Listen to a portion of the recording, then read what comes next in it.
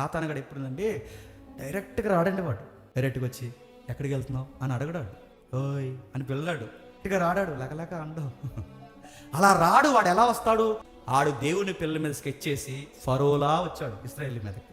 దేవుని పిల్లల మీద జెండా ఎగరేయడానికి బబులోను సామ్రాజ్యం రూపంలో వచ్చాడు, మాదియ పారసికుల సామ్రాజ్యం రూపంలో వచ్చాడు, గ్రీకుల రూపంలో వచ్చాడు, రోమన్స్ రూపంలో వచ్చాడు. ఇప్పుడు పాలిటిక్స్ ఏం జరుగుతుందో ఆయా రూపాల్లో వాడు ప్రత్యక్షం అవుతున్నాడు.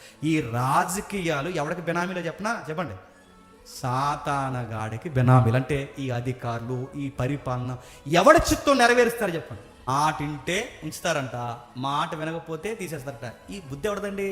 ఈ పాలిటిక్స్ బుద్ధి ఎవడదండి చెప్పండి. ఆడిది ఎందుకు చూడండి, రాజకీయాలు చెప్పండి, ఎదురు వస్తే ఒకలా మాట్లాడతారు, ఎదురు తిరగబడితే ఒకలా మాట్లాడతారు. ఈ దరిద్రం బుద్ధి అంతా చేసేది ఎవడ చెప్పినా వాడే చూడండి. కొట్టుకోవడం, చంపుకోవడం, తిట్టుకోవడం, ఈ రాజకీయాలు, భూముల గొడవలు, పోగేసుకోవడాలు, ఇవన్నీ దేనికి సంబంధించినవంటే ఒకటే చెప్పండి, ఇవి సాతానగాడు దుష్టయుగానికి సంబంధించి.